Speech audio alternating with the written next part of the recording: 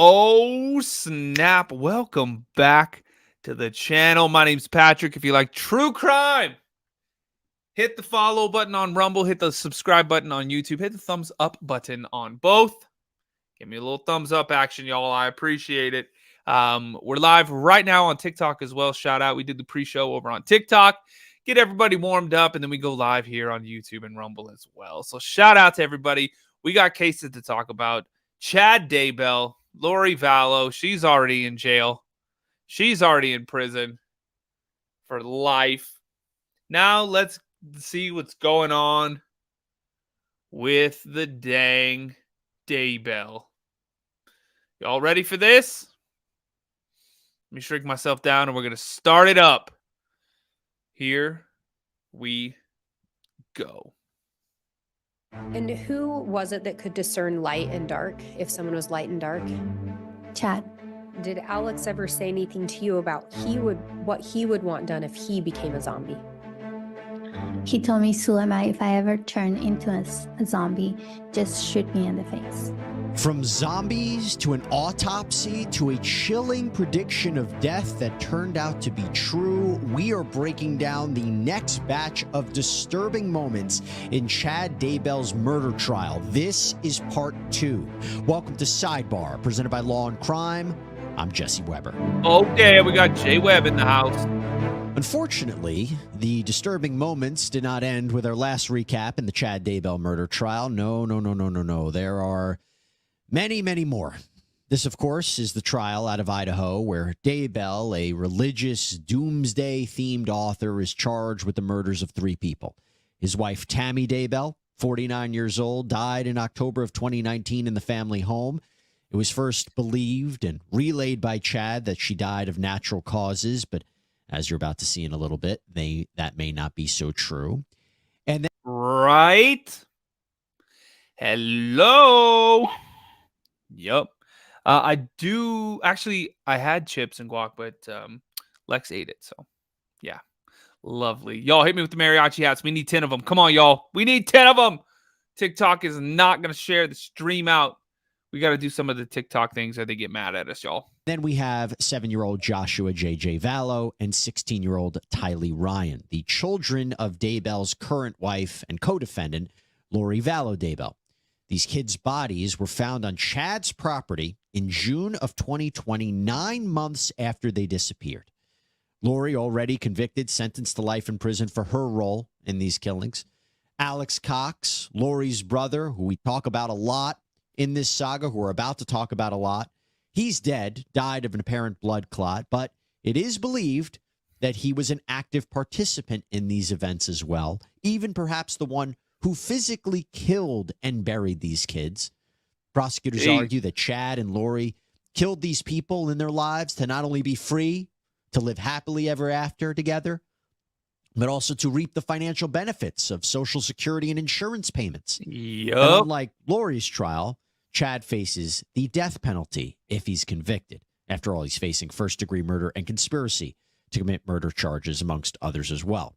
Now let's talk disturbing, but let me also say very important moments in this trial. Important moments, important pieces of evidence in this case. From the Oh, snap. Aaliyah, thank you for the Cash App, getting the Off the Grid love started. Thank you for that. Very sweet. Aaliyah, a little galaxy action. Yo, support the show Off the Grid. Just go to thehauntedSide.com, TikTok. There's a link in the bio. Click that link. You can find all kinds of ways to support the show, including get this shirt, y'all. You look suspicious. This one's up there. Go get it, y'all. TheHauntedSide.com. You can find all that good stuff. If you want to, you don't have to. But, y'all, we do need to hit these mariachi hats because apparently that's all TikTok cares about right now. So we need 10 of them. Keep tapping the screen like crazy, TikTok. Let's get 25,000 likes. There we go, Jesse. Thank you for the love. There we go. 9 left. TikTok wants to, they just don't like creators. It's crazy as hell nowadays on TikTok. It's nuts. But that's why if you want to watch the video along with us, you come on over to YouTube. Y'all just search for the Mystery Project. See the name on the screen? Search that up. You can find the Mystery Project on YouTube and Rumble. Subscribe and follow on both.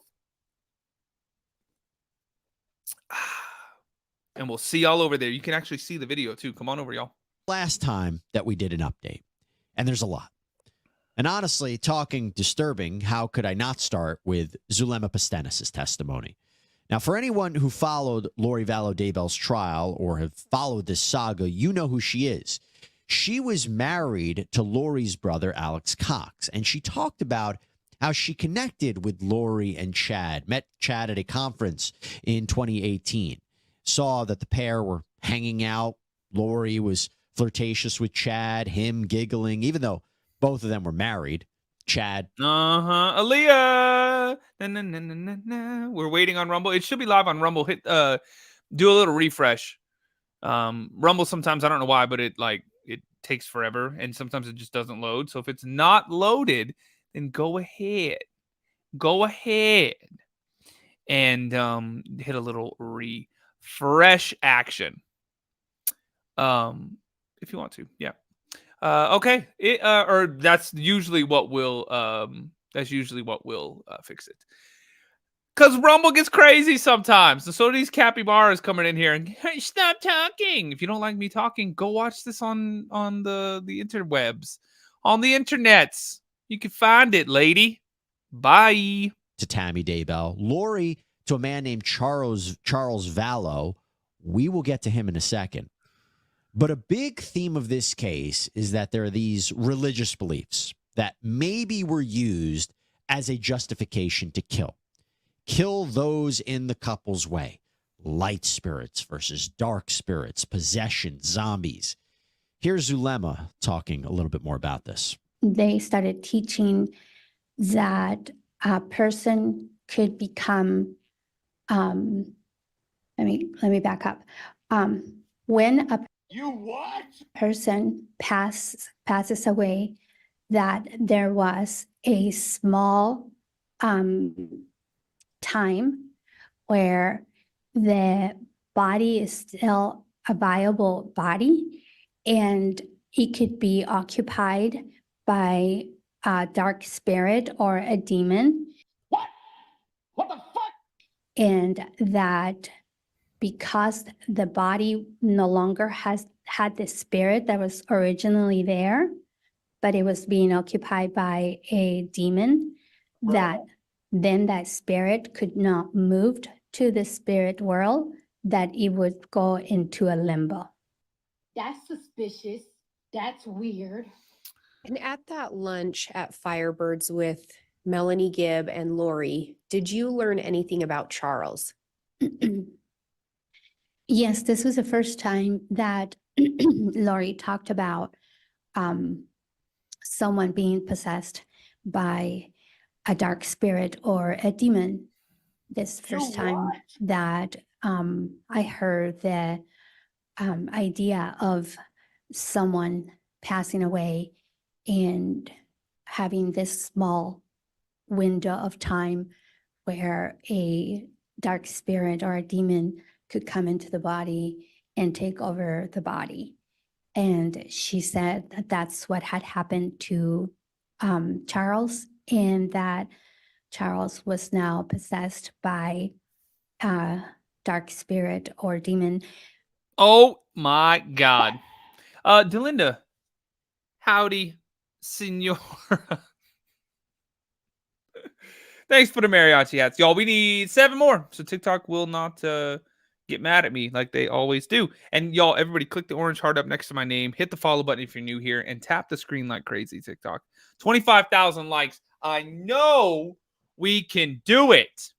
Get out of my attic. Come on, TikTok. Let's do it. Tap the screen like crazy. Hit the follow button. Named Ned. Ned Schneider or whatever it was. What was it? It was some weird ass name she made up. Was that before or after she decided that she could cast Satan out of a person, fold him into the shape of a taco, and lock him in a box in Antarctica? Remember that? She said that shit. I didn't make that up. It sounds like something I'd make up as a joke, as for some damn stand-up comedy maybe, but not in real life. She said it in real life. Crazy ass. Aaliyah, thanks for the hoops and sticks, y'all. And 7 more of the mariachi hats. Ready, set, Hit it, y'all. Let's get it right there. Hit me with a little hat action. Had you heard the term possession before? Yeah, I had read about it in the scriptures before. Had you heard it talked about in the way Lori was describing it? No, not at all. And do you know where Lori got that information? Red flag. That information came from Chad. Few things here. First of all, the defense has been trying to create the narrative that these beliefs, yes, they may be odd to you and me, but they're actually consistent And everyone. with LDS. There's not something nefarious here, not something that was concocted by Lori and Chad. Prosecution could not disagree more, saying, no. These are offshoot extreme beliefs. Yeah, this is craziness. They're trying to say that this is logical and rational and normal. Why the fuck you lying? Why you always lying? Oh my God. Stop fucking lying. Okay. Yeah, we believe that. We believe that. They are different. But most importantly, and this is another big point being put forward by the prosecution, is that this is emanating not from Lori, But from Chad. That is the big point, that he is the leader of all of this. He is manipulating everyone around him. Now, we have to remember that Charles Vallow was killed by Alex Cox in July of 2019. yeah, At first, it was claimed that Alex was acting in self-defense for him and Lori, but now Lori is actually charged with conspiracy to commit Charles's murder. She faces that charge in Arizona. So there's a Yup. lot more to what happened that evening. Awfully strange and coincidental or weird that there's this belief that he's possessed and he dies. Now, to be clear, Chad is not charged with Charles's death, but evidence of that shooting is coming into this trial, ostensibly to show this pattern and motive by the couple to get rid of The hell people was in their that? way. But from there, Zulma talked about Chad's very eerie predictions. And at the time you were there in August, were JJ and Tylee there? Yes. Do you recall anyone talking about JJ dying young or dying soon? Yeah, during this meeting, Chad said that JJ was going to die young, that he was probably going to die soon, and that he was going to come right back to Earth as Colby's son.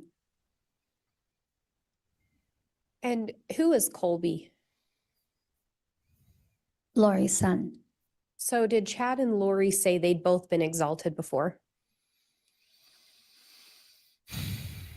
this is crazy as hell.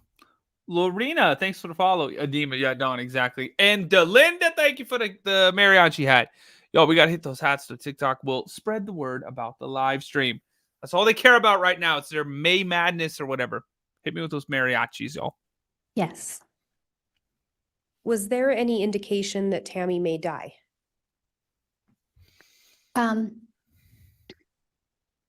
Chad said that Tammy was going to die early, and that he had related before that he had a portal in his house where he would get information or communication from the spirit world where That's suspicious. That's weird. Chad, you sound crazy as hell, dude. he would get instructions. Did y'all know that he said he had a portal in his house? What the hell is wrong with you, Chad? My God. He looks up and sees the northern lights. He's like, oh, there's a portal in my house. No, Chad, you're just an idiot. Oh, my God. This is just getting weirder and weirder, isn't it? Just more weird and more freaking weird. L, thank you for getting 2 shirts. You got the Don't Get Yourself Unalived and the You Look Suspicious. Yes, thehauntedSide.com, y'all. You can find the merch store. You can find the Cash App, the Venmo, the PayPal, all the cool things if you want to support the show directly. That's 3 off the grids, y'all. We're trying to get to 10. It's his portal potty. Ha, Quiddy, I see what you did there. What a crazy thing to say, huh? What a crazy ass thing to say. Thanks for the follows too on TikTok, y'all. 25,000 likes too. We're almost there, and we need 6 more of the mariachi hats, y'all. Just 6 more. Let's get it. All right, let's keep going. Actions and information and knowledge, and that through this portal he was getting information such as that Tammy was going to die soon. Had you ever heard of portals in the way Chad was talking about them? No. I've always thought that this is some of the most damaging evidence. If the jury believes this, in my mind, this puts Chad right in front of all of this. He predicts that these people die and they end up dying. As much as the defense is separating Chad from Lori or trying to do that and what she did, he's the one allegedly saying all this stuff. By the way, talking about Tammy Daybell for a second, Zulma recounted how they tried to do a casting of Tammy, again, Dark Spirits. And again, this is Chad's wife. Well, this night that they did the casting, she ends up hearing a very strange conversation, or overhears a strange conversation between Lori and somebody else on the phone. After the casting, did you hear Lori on the phone? Yes, she was on a phone call afterwards. How did she appear? She was extremely angry. Unhinged bananas crazy. That sums it up, Annie Elise. She was irate. I had never seen her that upset. She was like it's scary angry. And Whoa. she was calling whoever she was on the phone with.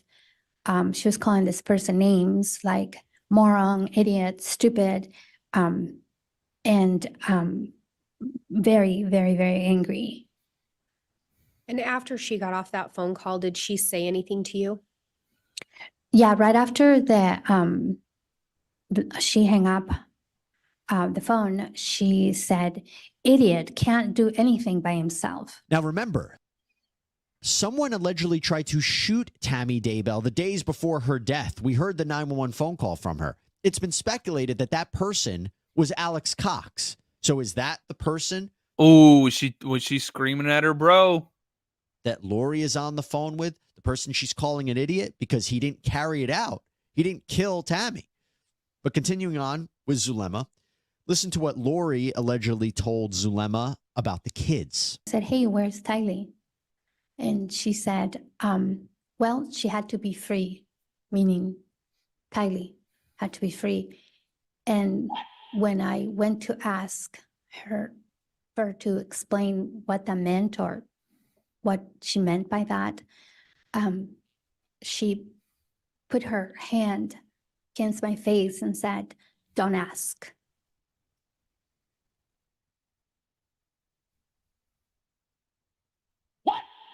What the fuck? Oh my God.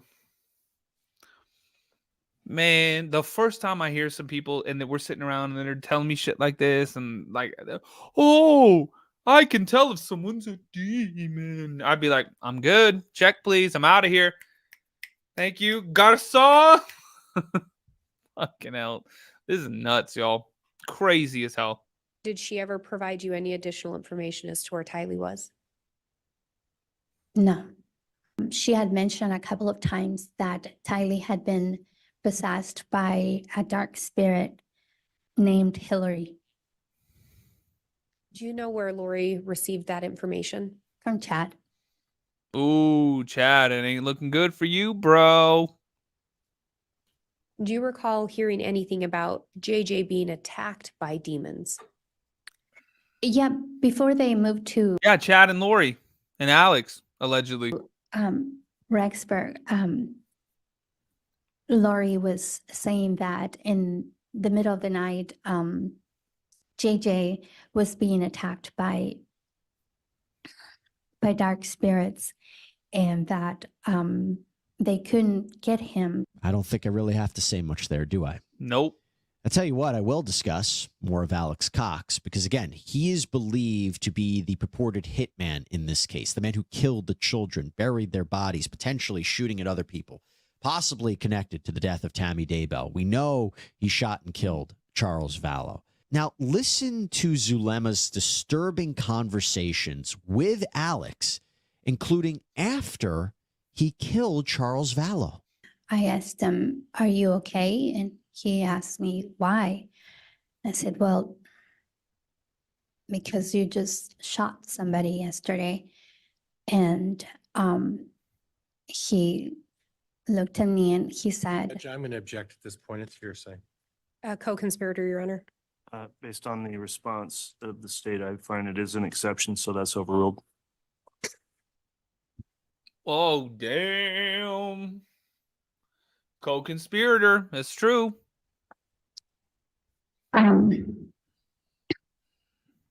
Alex told Zulma he was a zombie. Did Alex seem to truly believe what Chad was telling him? 100%. Do you recall him saying anything in regards to help he'd provided them? He said, "Can you believe that they're being such jerks now that after I helped them, now they don't even want to talk to me?" After I helped them. How dare you? Christine, thank you. My mama grew them. I just keep them moisturized now. By the way, TikTok, hit the follow button if you're new here. Tap the screen like crazy, y'all. We hit 25,000 likes. Let's get to 50,000 likes on the TikTok machine, y'all. Hit me with them. Thanks for the follows too, y'all. I appreciate it. I'm live every single night, 9 p.m. Pacific time. So come on in and join the family. Hit me with the mariachi hats too, because TikTok, we have to play their game so that they'll spread the stream. We need 6 more of those little hats, y'all. Somebody show them what it is. Somebody show them what it is. Go ahead, click one. And if y'all want to see the videos that we're watching, come over to YouTube and Rumble. Just search The Mystery Project. See it right around here. Sorry, YouTube and Rumble, but right here, y'all, somewhere. The Mystery Project. Search that on YouTube. Search that on Rumble. Subscribe on both. And come over and hang out and watch the videos with us. All right, let's keep going. Alex relied Chrissy, thank you for the roses. on Christy. Lori and Chad for answers. Oh, for everything. Had he relied on them for guidance? Yes. How would you describe Alex and Lori's relationship? They were very close to each other. Chad had told Alex that the only reason why he had come to this earth at this time was to be Lori's protector. And he really took that to heart and believed it. He also allegedly told Zulema that he thinks he's going to be their fall guy. Their fall guy. Assuming he's talking about Lori and Chad. But you hear his apparent devotion to these two, that he's Lori's protector. Would he do anything for them, anything for Lori? And what would he do for them? Would he kill for them? Now, in summation about Zulema. Right. Brittany, thank you for the mariachi hat. Ha! Keep it coming, y'all. We got 5 more. We can get it. So TikTok will spread the word about this old live stream. Very important testimony for the prosecution overall. But John Pryor, Chad Daybell's attorney, cross-examined her, put the focus on a lot of this, but it was actually coming from Lori, not Chad, that Lori was flirtatious with Chad, the idea of she manipulating him. He brought up Zulema's immunity agreement with the government to testify. So is she credible? And that with all of these religious beliefs, Zulema never heard Chad nor Lori saying we have to kill people. So it's good points there by John Pryor. But let's move on to some more disturbing moments. And talking disturbing moments, let's talk more about the death of Tammy Daybell. So we heard from those in her life about how chilling her death was, and more importantly, how sudden it was. I want to draw your attention back to October 19th. Jody, Eileen, thanks for the heart me's. Y'all click the orange heart up next to my name. Hit me with the little mariachi hat action and hit the follow button. Tap the follow button, y'all, if you're new here. My name's Patrick. Hit the plus sign. I think it's a plus. Hit the plus. Let's go. Tap the screen like crazy, too. Come hang out on YouTube and Rumble. If you want to watch the video, search for the Mystery Project. 2019. Did you learn of Tammy's passing that day? Yes, I did. How did you learn of it? My mom called me. My mom called me on the phone. And she was crying hysterically and told me Tammy passed. Why was that confusing to you? Just didn't make any sense. Why not? She was so young and healthy. When you observed Tammy, did you ever notice her appear to slow down? No. Did you ever notice Mm. any change in her Yeah, of course activity we level will. prior to her death? No. Did she ever complain to you about any health issues? No. Did you ever observe Tammy have any shaking fits? No. Did you ever observe Tammy faint? No. And what makes this all the more chilling is what we heard from the Utah medical examiner, Dr. Eric Christensen. He had this to say, that Tammy's death was anything from natural. What did you determine the cause of death to be? We ruled her cause of death to be asphyxia. What did you determine her manner of death to be? We determined her manner of death to be homicide. We also didn't find any natural disease that would explain her death. Her heart was completely normal. Her lungs were normal, except for some fluid buildup in them. Her liver, kidneys, all of her organs were normal.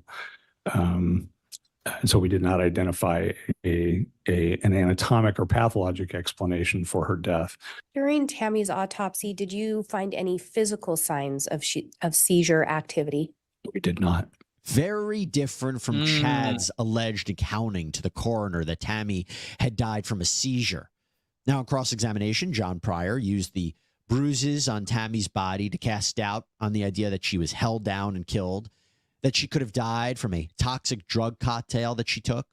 Whether it's possible a heart arrhythmia or seizure was a possibility at all trying to raise reasonable doubt about what happened to Tammy Daybell. But talking Tammy a little bit more, talking disturbing, one of the craziest things in this whole case, one of the strongest pieces of evidence against Chad and Lori, is that they get married in Hawaii, 2 weeks after Tammy's death? You what? Yup. And weren't they buying all that stuff? She was searching for the damn rings and the little dress and all that stuff. Beach wedding dress. Blah, blah, blah, blah, blah, blah, blah, all that stuff before Tammy passed too. Lady, you crazy as hell for that one. L, thank you for getting the allegedly shirt too. Did you just get 3 shirts? You are incredible. That's 4 off the grid, y'all. TheHauntedSide.com. Support the show directly if you want to. TheHauntedSide.com. And shout out to Leah. Thank you for the Cash App too earlier. So sweet. All right, let's keep going. TikTok, hit me with the mariachis. We're halfway there. Come on. This channel is not monetized at all other than the live gifts and the subscription. So y'all subscribe, hit me with the little mariachi hat action, and let's keep going. Bad enough that they're having an affair and she dies, but then that? Well, how about this interaction I'm about to show you? Playing again a bit of testimony from Alice Gilbert, Tammy Daybell's friend. Listen to her interaction with Chad after Tammy died. So just shortly after Tammy's passing. Yes. And Chad indicated to you he didn't want you to come to his place, but he'd come to yours. Yeah. He said, "Oh, I'll come over to your place." So we said, okay. Did you ever end up seeing where Chad was living in Rexburg? No, And did he in fact end up coming to your place? he did. And did you end up having a conversation with him at that time? Yes. He sat at our kitchen table and I had made cookies and thought that Oh, man. we would make it nice. And he said that he'd found the woman he was going to marry. And How dare you? we were absolutely stunned. Yep. Kind of weird, right? Let's say he Kind of weird. That's suspicious. That's weird. has nothing to do with his wife's untimely Great Waves, thanks for the roses. Thanks for the roses.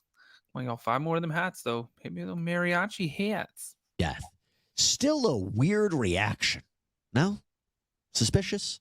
Talking Yes. weird statements and reactions in our discussion of disturbing moments from Chad Daybell's trial, here's a sampling of people that Chad and Lori interacted with after the kids went missing. Now, remember, prosecutors say the kids are already dead. They're already buried. Clearly, Lori already knows this, right? She's been convicted. The evidence in this case suggesting Chad knows as well that he was a part of this whole thing. So you're going to hear right now from a real estate agent and friend of Chad's, talked about building a second house on the property after Tammy's death, but you'll hear more from that. Then you're going to hear from Alice Gilbert again, and you're also going to hear from an insurance broker. And back to the conversation that you had with Chad about where the kids were. When you asked where the kids were, whose children were you referring to? The kids that were missing, Lori's kids. His wife Lori's children. And what did Chad tell you about his wife Lori's children and where they were? He looked me straight in the eye and he told me that they were okay. And when this all was going to be, when everything came out, that everything was going to be just fine. And that was in March of 2020? That's correct. I asked her if she'd been married, and she said yes, that her husband had died in December of a heart attack. I asked her if she had children, and then Chad said that she had recently had a daughter that had passed. And I said, "Oh, I'm sorry." And I said, "How many?" And she said, "Thank you." And I said, "How many children do you have?" And she kind of stammered and said they were stepchildren, and I did not get a definite answer on that. When Chad said that she'd recently lost a daughter, did Lori say anything to correct that or change it? No. When we got to the income, he said, they confiscated my computer, so I haven't been able to pay myself yet. And what was your reaction to that? I said, they. Okay. Yeah, And did he who's explain they? who he's talking about? He said, the FBI. What did you ask him? Back then, the application states, is there anyone else in your household, whether they need coverage or not? Is there anyone on your tax return, whether they need coverage or not? And so I just went through those normal questions. And in that line of questioning with him, did he ever mention JJ or Tylee? No. Having learned about JJ and Tylee's missing status, did that cause you any concern when you were processing this paperwork for Mr. Daybell at that point? Yes. What was the concern? Just, I mean, it was all over the news that they were missing, and him saying that just validated that they were. What about concerns relative to the insurance policy? It made me think we may have a fraudulent life payout. Explain that, please. I was worried that Tammy's death may have not been an accident and that the life premiums may have been paid out when they shouldn't have been. If the jury believes these statements and conversations occurred, does this seem like someone who is totally in the dark about what happened to these kids? Or no. Does this seem like Lori and Chad know exactly what is going on here? That Which part. brings me to the testimony of Melanie Pawlowski, and I'm going to finish up with her. So Melanie Pawlowski is the niece of Lori Vallow Daybell, and she was around Chad and Lori in this circle of religious discussion. Interesting note, she was married to a man named Brandon Boudreau. He actually testified that Melanie was being influenced by Chad and Lori. Mm-hmm. Charity, thank you, Eileen. Thanks for the bears. Y'all, I switched it. Let's get 250 bears. They end up deciding to get divorced, and he said in October of 2019, before Tammy dies, but in the same month, after the kids are killed, by the way, someone tried to shoot him. Again, presumably Alex Cox. Crazy aspect of the story. Melanie Pawlowski is now testifying in Chad Daybell's trial. She didn't testify in Lori Vallow Daybell's trial. She wasn't permitted to. Apparently, she improperly listened to testimony and read up about the case, which is something that she wasn't supposed to do or allowed to do as a witness. So now we have her here at Chad Daybell's trial. And here is Melanie talking about her conversations with Lori that were quite revealing. And Spunkster, thank you. Angie, thank you. Yes, very disturbing considering what we know now. Yep. At some point after they moved to Rexburg, did you end up visiting them? Yes. When you arrived, was JJ there? No. Was Tylee there? No. Did you ask Lori where Tylee was? Yes. What did she tell you? I got a few different answers, but one I remember clearly was that she was with a friend from college at BYU and that she was kind of doing her own thing. But that's one of the main answers that she would give. Did you ask where JJ was? Yes. What did she tell you about JJ? She said she had hired a nanny there in the area and that the nanny helped a lot with JJ. In October, do you recall going on a trip with Lori? Yes. Where did you go? To, sorry, you said October? Yes, October. We went to Hawaii. Do you recall going somewhere with her prior to traveling to Hawaii? Yes. And where was that? Missouri. When you went to Missouri, was Tylee with you? No. Was JJ with you? No. Did you ask Lori where they were? Yes. What did she tell you? I think she said that the nanny was helping with JJ, and I don't think Tylee at the time needed like a babysitter. She was old enough to kind of be independent. Or maybe it could have been too that Tylee was helping with JJ. I can't remember exactly. Did something happen back in Idaho while you were in Hawaii? Yes. And what was that? Tammy Daybell passed away. Did Lori head back to Idaho after that? Yes. Did you head back to Idaho right away?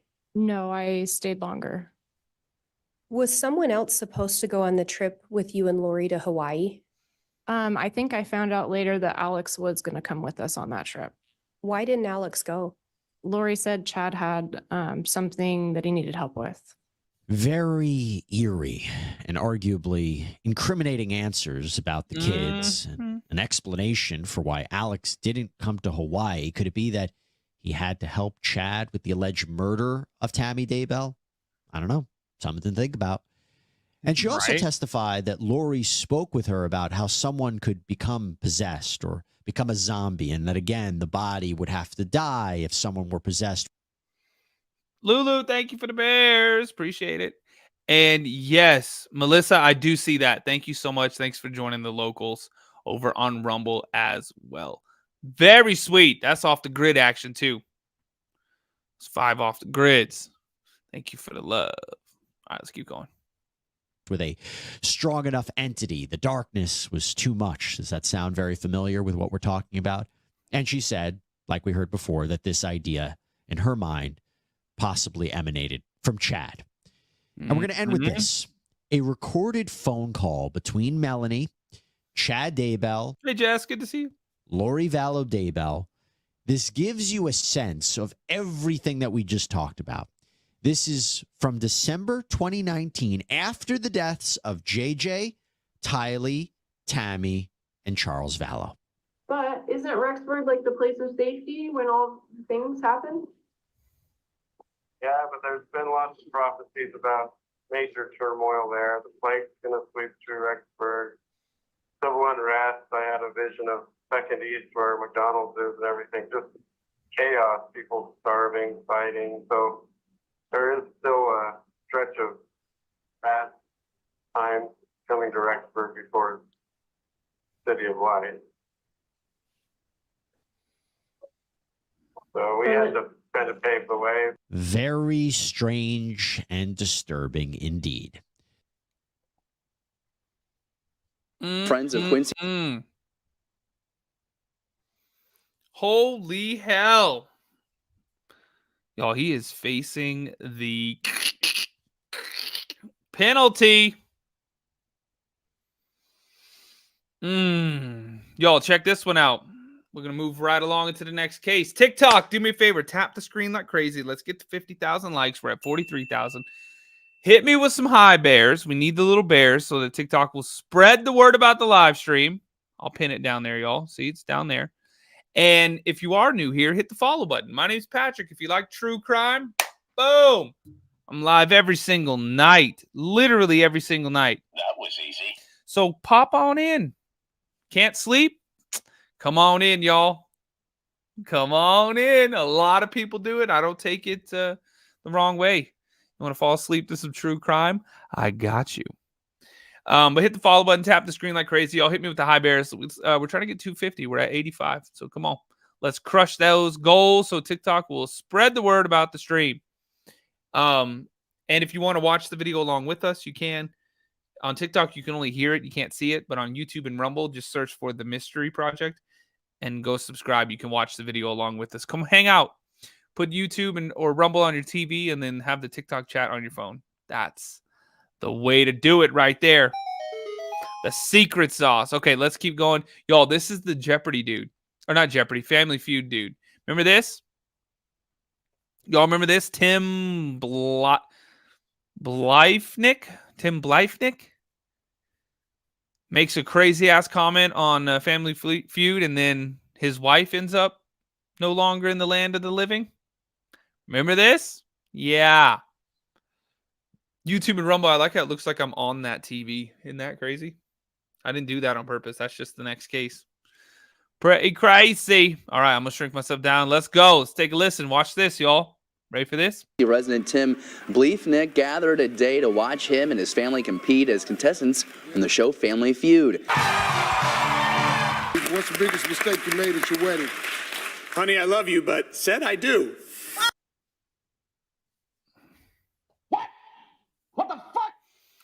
Man, you crazy as hell for saying some shit like that. Melissa, thanks for the mariachi hat. Hey. I'm going to get in trouble for that, aren't I? Yeah. What do you think? How dare you? That's crazy as hell to say that. If something ever happens to me, please make sure the number one person of interest is Tim, as that is who would do something to me. The town of Quincy, Illinois, home to under 40,000 people, was widely regarded as a safe, pleasant place to raise a family. Nicknamed the state's Gem City, Quincy did not have many issues with violence or crime. But this all changed in the wee hours of February 23rd. Oh shit, not the wee hours. 2023. Later that same day, 41-year-old mother of three, Rebecca Postal, would be found dead on her bathroom floor, lying in a pool of her own blood. And the killer would be closer than anyone could have imagined. Oh, Lord. Jin, so if you go to the haunted side on YouTube, it's playing the marathon of the ghost hunting stuff, but you got to go to the Mystery Project. So it's a separate. So on YouTube and Rumble, the true crime stuff is under the Mystery Project. On TikTok, though, y'all didn't care about the paranormal stuff here. You wanted the true crime stuff. So the haunted side blew up on TikTok with true crime stuff. But yeah, if you want the true crime on YouTube and Rumble, it's the Mystery Project. And I think you could just put in the Mystery Project true crime or like the Mystery Project on Rumble, and I think it pops up. I'm pretty sure it pops up. Let's keep going. This is the story of Becky Postal's tragic demise. Becky had married her ex-husband Tim Bliefnick in 2009. Together, they had 3 children and were described as a perfect family by those around them. You know, when we knew Tim and Becky, that was when they had gotten engaged and were getting married, and it was a very happy time in their life. Bliefnick was a valued member of the Quincy community. He was a Quincy University graduate where he had made a reputation for himself as an athlete. In 2019, he was inducted in the university's Football Hall of Fame. At the time of Becky's death, Bliefnick was working at Quincy Farm Products and Business Development. Becky herself was a career woman, having found her true calling in nursing. A compassionate and dedicated professional, Becky worked as a travel nurse during the COVID-19 pandemic, helping those fighting the illness in various hospitals throughout the United States. But what name? Shout out to the nurses. You know we love y'all, nurses. It's Nurse Week, too. Or I guess it was. Or this is the last day, isn't it? Shout out, nurse. May have seemed like a perfect life on the outside did not hold up behind closed doors. In fact, behind Becky and Tim Bliefnick's wide grins and family photos were years of conflict, years which were slowly adding up. In 2020, Tim Bliefnick appeared on an episode of the popular game show Family Feud. During the show, contestants are asked questions, and the more popular the answer, the more points contestants are awarded. What's the biggest mistake you made at your wedding? Honey, I love you, but said I do. Not my mistake. I love my wife. I'm gonna get in trouble for that, aren't I? Bliefnick was in fact speaking from the heart. His marriage, all jokes aside, was falling apart at the seams. Dear Lord, can you imagine saying some shit like that? On the 21st of January, 2021, TK Phillips, exactly. Shout out to Rumble, free speech, baby. and Tim Bliefnick filed for divorce. But to those close to him and Becky, the divorce did not come as a surprise. A fierce custody battle ensued, with both parents wanting to have more time with their children than the other. In May 2021, Becky even texted a longtime friend to confess, "I absolutely think he'll try to take the kids sometime." To those close to Becky, Bliefnick had been revealed as an abuser. Becky felt that she needed to somehow protect herself from Bliefnick and protect her children from being abducted. But in spite of revealing that she believed Bliefnick had true mental health problems, she was afraid of filing for an order of protection. The divorce would be a tough battle, and Becky had reasons to be scared. Bliefnick did not simply represent a hypothetical threat to her and her children. He was armed, and she knew it. Becky's initial divorce attorney disclosed in November 2021 that Bliefnick had still not returned a 9mm handgun belonging to Becky, one that she had asked to have back multiple times.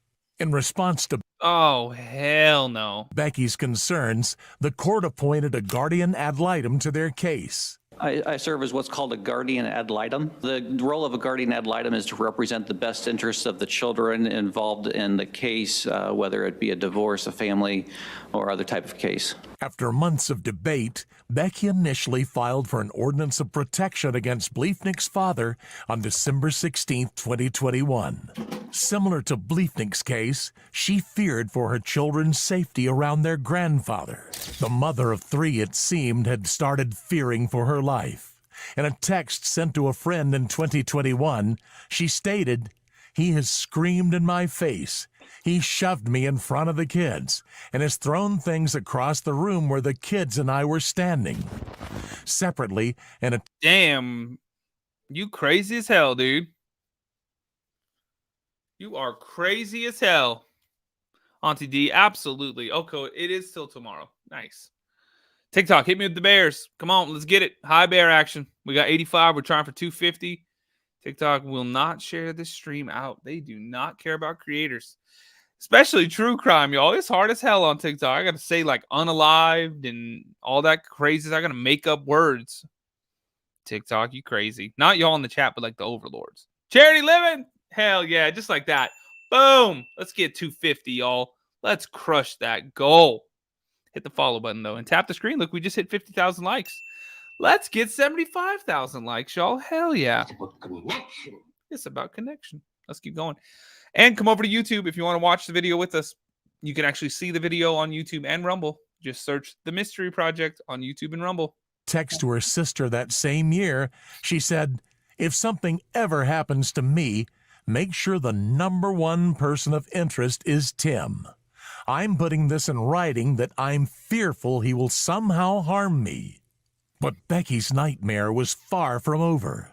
Months later, as the divorce was still ongoing, Becky texted her close friend on the 14th of March 2022, saying that if Bliefnick doesn't get it his way, he may literally lose his mind. The text was in reference to the ongoing divorce and custody battle. In August 2022, a court order detailed how the children must be exchanged between Becky and Bliefnick. For reasons of safety, Bliefnick and Becky must stay within 3 feet of their cars when exchanging children. Yet, regardless of the safety procedures which were being put in place for Becky, tensions between the former lovers were rising, and she knew it. In the meantime, Bliefnick started looking for a new bicycle. He created an anonymous Facebook account under the name John Smith and started inquiring on Facebook. You what? Man, that's crazy as hell. That's crazy as hell. Lulu, thank you for the bears. Dawn, thank you for the bears and the love puff. You guys are so sweet. Let's get it. Book Marketplace. He asked about a blue 26-inch Schwinn mountain bike and a black mongoose bicycle, which he also purchased. On the 5th of January, 2023, a friend of Becky's named Melissa Young recalled running into her at a local store. She looked very mentally and emotionally exhausted, nothing like I used to see her. She was really in hopes to get the divorce over with and stuff. Did Becky tell you that she felt as though Tim could snap at any moment? Yes. Did she also tell you Yeah, exactly. John Smith. How original. that she had found out that Tim was hiding money? Yes. Did she also tell you that Tim had told her, "You'll be dead before you have any of my money"? Yes. Around this same time, Bliefnick was beginning to also act strangely, and people were beginning to notice. He asked his neighbor, Bradley Amon, whether he had any security cameras pointed toward his backyard. He didn't.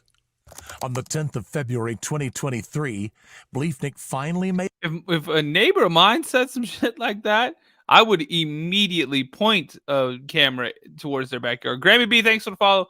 Helen, can't find you on YouTube. Just, you got to type in The Mystery Project, or like The Mystery Project True Crime, and then you'll find it. But yeah, The Mystery Project or The Mystery Project True Crime. You'll find it. You will find it, I promise. ...made an effort to return Becky's long-lost 9mm handgun. He called the Quincy Police Department and asked them whether they could return it for him, since he did not want to do it directly. His request was denied. But perhaps they should have accepted Bliefnick's request. More people were starting to notice his threatening behavior and the toll it was taking on Becky. On the 13th of February 2023, Ted Johnson, Becky's significant other, decided to stay the night at the house. I would park right here, this area. Right there behind the house by the driveway. Yes. Between midnight and 1 a.m. that same night, video surveillance detected a cyclist riding past multiple residences in the area. Becky's next-door neighbor also received a notification from his surveillance system. Did you get an alert on your phone that there was motion in your driveway? Yes. And did you view that video? Yes. When you viewed that video, did you see a person walking in your driveway? Yes, I did. Incidentally, both Bliefnick's phone and his Whoop armband designed to track his movement were turned off between midnight and 1 a.m. Imagine that. How crazy. TikTok, hit the follow button, tap the screen like crazy, and hit me with the high bears. Let's get it. You found me on YouTube? Yeah, Danielle, let's go. Y'all, come over, hang out on YouTube. We're trying to get to 100 viewers on YouTube. We're at 60 right now. We got like almost 200, 191 on Rumble. And then we got almost 400 on TikTok, 300, almost 360. So shout out, y'all. Come on in, hang out. And let's keep going. 10 a.m. and 1:30 a.m., Bliefnick's Google searches included license plate lookup, title registration lookup, VIN check lookup, vehicle records, and a search for Ted Johnson's exact VIN and license plate registration. Wow, dude. You checking out your ex-wife's new boy toy? You trying to figure out who he is? What you trying to do? What you trying to do? Jesse, thanks for the bears. I appreciate it. At 1:30, almost there, y'all. Hit me with the high bears. Let's crush that goal real quick. We need 250. 32 a.m., a phone call was made to the Missouri Department of Revenue, the authority which handles vehicle registrations. As the coincidences between Bliefnick's late-night Google searches and the mysterious cyclist prowling around Becky's house started mounting up, it was becoming increasingly clear that the mother of three might indeed be in danger. Yet for the following week, between February 14th and 21st, the bike rider was no longer detected on any surveillance footage. On February 21st at 2:11 a.m., the same cyclist was once again picked up by cameras in the same area as before. On that same day, Rebecca messaged Bliefnick asking whether he could keep the children overnight for the next 2 days. She spent the evening with Ted Johnson. On the following day, February 22nd, the same cyclist was once again caught on camera performing a similar route as before.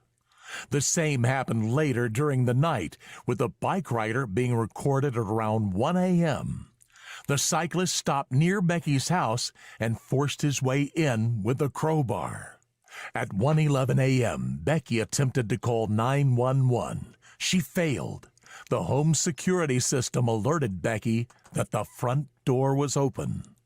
At 1:16 a.m., the cyclist can be seen heading back the way he came on surveillance cameras.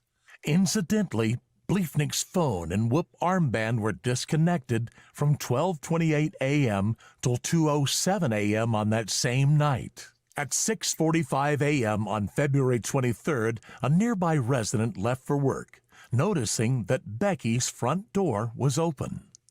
At 11:51 a.m., Bliefnick called his children's school to ask them to not let his kids walk to their mother's home. And he told me that he would be picking them up instead of having them walk home. And approximately what time did he arrive at St. Peter's School on February 23rd, 2023? 1:50?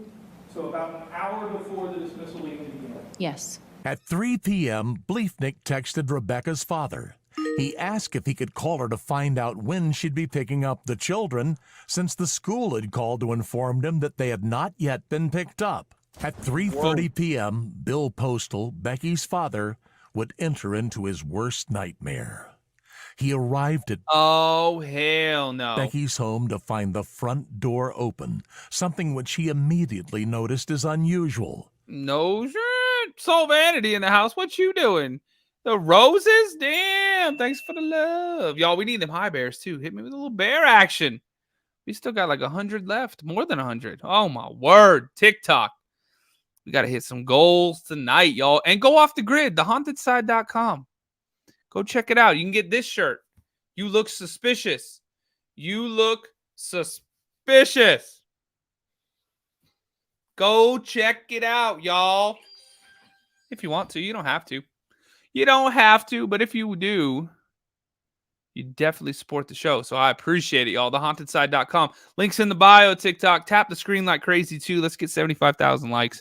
And if you want to watch the video along with us, you want to see what we're seeing, come on over to YouTube. Search The Mystery Project.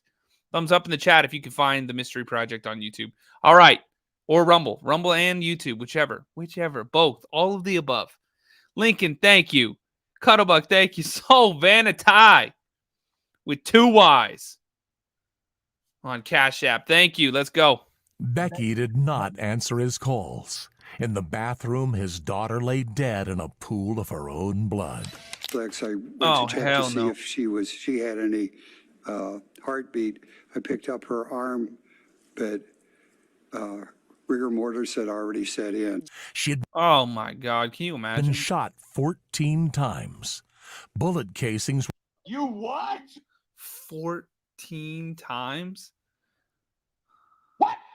That is crazy would as hell. later be found around and under her body, meaning that she had been shot whilst on the ground.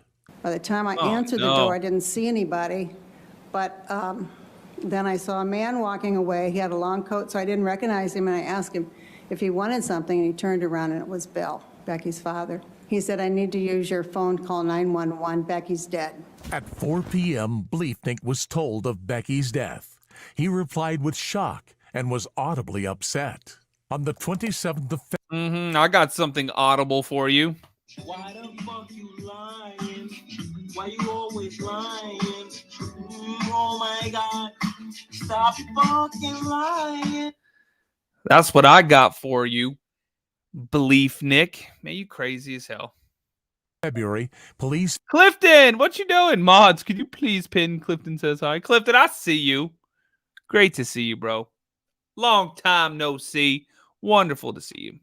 Y'all, hi, Bears. Let's go. Come on, we got to crush some goals, TikTok. We got to crush some goals. Found an abandoned blue Schwinn bike near the Quincy Public Schools bus barn. The surveillance footage cyclist had been filmed around that area multiple times. Jenny, thank you. Police searched Bliefnick's home on the 1st of March, but the investigation into Becky's murder was far from over. This is the third known location to be searched in this investigation. Of course, that includes Bliefnick's home in Quincy and, of course, the residence in the 2500 block of Kentucky Road where Rebecca Bliefnick was found dead. In these type of cases, you want to get as much evidence as you can, and it continues all the way until the trial. During the investigation, police found shell casings in Bliefnick's basement, which matched the ones found around Becky's body. Becky's DNA was also found inside a plastic bag found in Bliefnick's home. This discovery tied into evidence found at the crime scene. Tell me what you saw. Multiple pieces of what appeared to be plastic. Reportedly, the shooter had used the bag as a homemade silencer for his weapon. Once again, Bliefnick's recent Google searches incriminated him.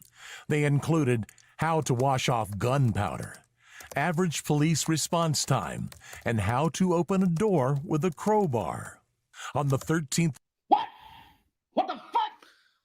Oh my God. of March 2023, Tim Bliefnick was arrested and charged with first-degree murder. He pleaded not guilty during his initial hearing and was denied bail. Throughout Bliefnick's 6-day murder trial, his attorney maintained that he was not guilty. Instead, they claimed a prowler, the same one who had been seen biking in the area of the murder, was at fault. During the trial, the jury heard of 3 simulations that law enforcement performed in order to retrace Bliefnick's steps leading up to the shooting. During the tests, it was discovered that the side of Becky's house was easily climbable, and it led to a window which had been pried open by the intruder. Bicycle rides were also timed according to the route taken by the security footage cyclist. Security cameras had captured the cyclist in the exact time frame Becky is believed to have been killed. Police also wrapped an identical plastic bag to the one the killer had used around a 9mm handgun and fired shots. The plastic shards created by the shots were similar in size and shape to the ones found around Becky's body. On the 4th day of Bliefnick's trial, even more Google searches were revealed. Can you just wash off gunpowder residue? Correct. His phone was used to visit a website, DIY quickly, how to use a crowbar to open a door. Yes. By this point, You what? Man, this dude is crazy as hell. the extent of Bliefnick's premeditation of the murder was becoming clear. The searches included, can you identify if a shotgun shell was shot out of a specific gun? How to open a window from outside? Can I force open my door with a crowbar if I lock myself out? And can gunshot residue be washed off? On the 31st of May 2023, Tim Bliefnick was found guilty on all charges. Gee, I wonder why. Jury find the defendant, Timothy Bliefnick, guilty of first-degree murder. A sentencing hearing is scheduled for August 11, 2023. But Becky's tragic death is more than spousal murder. It is a story of long-term domestic abuse and how her cries for help were repeatedly ignored. A bereaved friend of Becky's wrote, "We've watched, waited, and prayed for justice. We have to listen to women when they fear for their or their children's safety. This could have been prevented. It breaks my heart to know that these boys will grow up without their mama. We have to do better." A GoFundMe has been created to help support Becky's children. So far, over $110,000 have been raised. The description reads, "Despite the circumstances of her death, she is remembered for the life she cherished, a life of compassion, generosity, faith, and fierce love for her family." Oh my goodness. Yeah, that dude Googled everything. Man, you crazy as hell for that. Surprised he didn't Google how much time is he going to get for doing it. You know what I mean? Wow. Well, thank God you're not very intelligent, sir. Thank God you're not very intelligent. TikTok, hit the follow button if you're new here. My name's Patrick. If you like true crime, I'm live every night, so come on in, hang out with us. We talk about all kinds of different cases. Hit the follow button if you're into this kind of stuff. Everybody on TikTok, tap your screen real quick. Let's get 75,000 likes. And y'all, we need to hit some goals tonight. We have yet to hit one. We haven't hit one goal tonight yet, y'all. No! Y'all, help support the show because the channel's not monetized at all other than the live gifts and the subscription. So y'all hit me with, we got less than 100 high bears. Hit me with some high bear action so TikTok will actually spread the word about the live stream, bring some people in here. Because it's hard for a true crime creator, y'all. It's hard for a true crime creator on this platform. They don't let me say words. They don't share the stream. Lincoln, thank you. Wolf, thank you. Wolf Inside, thank you. Glowfish, thank you. Caitlin, thank you. Kelly, thank you. See, y'all are very sweet. Sin Angie, thank you. There we go. All right, let's crush that goal real quick, y'all. And we're going to talk about another one. Let's talk about this case. This one's crazy as hell. So this is some interrogation stuff. New Mexico police were shocked when Erica Zamora suddenly vanished from her home in October of 2021. Then they look into her husband, Armando. And, well, what do you know? What do you think's going to happen?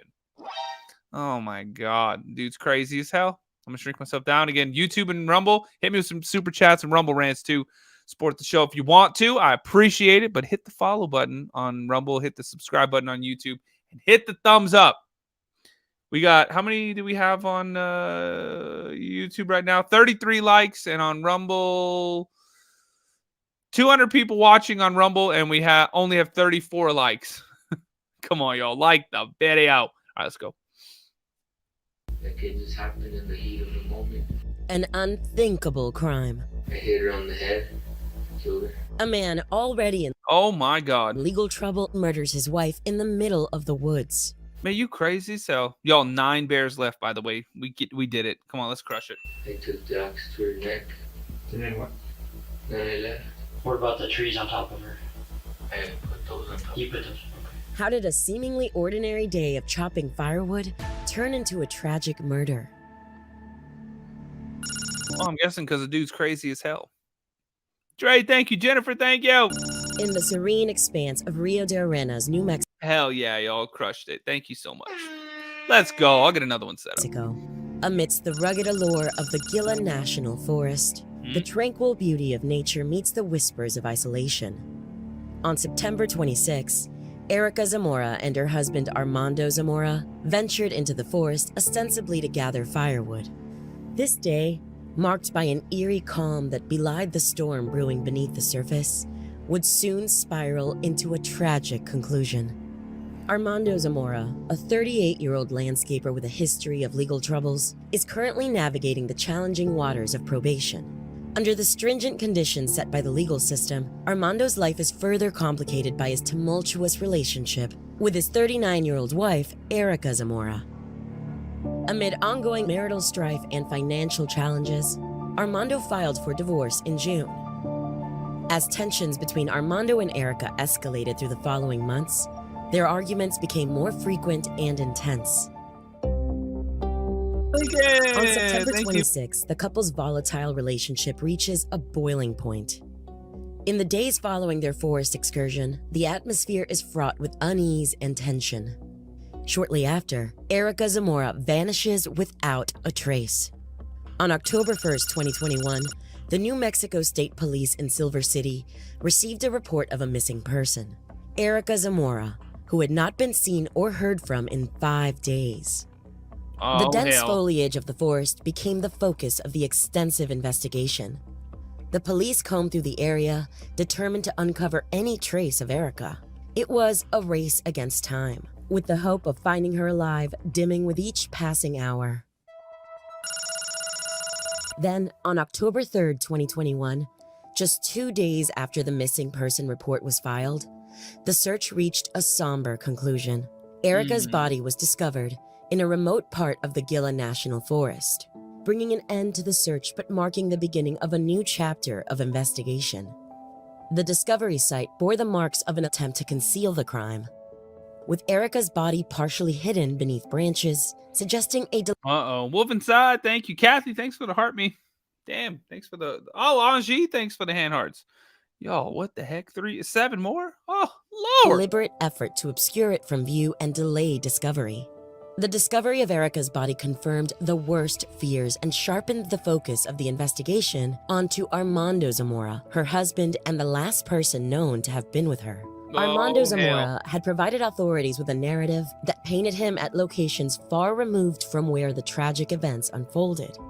He claimed that they returned home after chopping firewood together in the Gila National Forest on September 26. According to Zamora, he then dropped Erica off at her residence early on September 28th, suggesting a routine parting of ways. However, Armando Zamora's initial account of his actions and whereabouts on the day she vanished began to unravel under the weight of irrefutable evidence. Zamora was under GPS surveillance as part of the conditions of his probation. His ankle monitor, an unblinking eye tethered to Zamora, told a different story, placing him squarely in the areas of interest on the day Erica disappeared. Her husband wore it as a condition of his probation. So you're going to tell the police that you don't know, or that you were in all these places that you weren't, and the whole time you have an ankle monitor on. You have an ankle monitor on. Kathy, thank you for that. Thank you for the thing. Armando, they took one look at your little ankle monitor data and they went, Why the fuck you lying? Why you always lying? Oh my God. Stop fucking lying. that's got to be the dumbest thing I've ever heard. I wasn't there. I was here. Really? Because you see that thing attached to your ankle? Yeah. What an idiot. From a previous criminal offense. Specifically, he had been convicted of criminal sexual contact with a minor under the age of 13. What? How is he even out? How is he even allowed to be around anybody in society ever again? Forever and always. What the hell? He's actually on probation right now because he molested my niece. Okay. So none of the family talks to him. This conviction led to his being placed under supervised probation, which included the requirement of wearing a GPS ankle monitor. Ironically, this was intended to monitor Zamora's behavior and serve as a tool for protecting the community by keeping a close watch on his whereabouts. The fact that they've been having problems. Man, you are crazy as hell. And then this happens, like it's just very unusual. Do you think Armando is capable of killing her? Yeah, I do. Okay. Detectives now must dismantle Zamora's story piece by piece in the interrogation room to secure justice for Erica.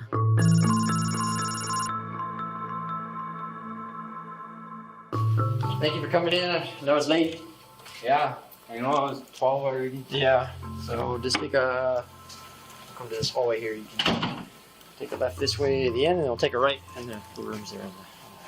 The interrogation begins with officers attempting to put Zamora at ease by engaging in casual conversation.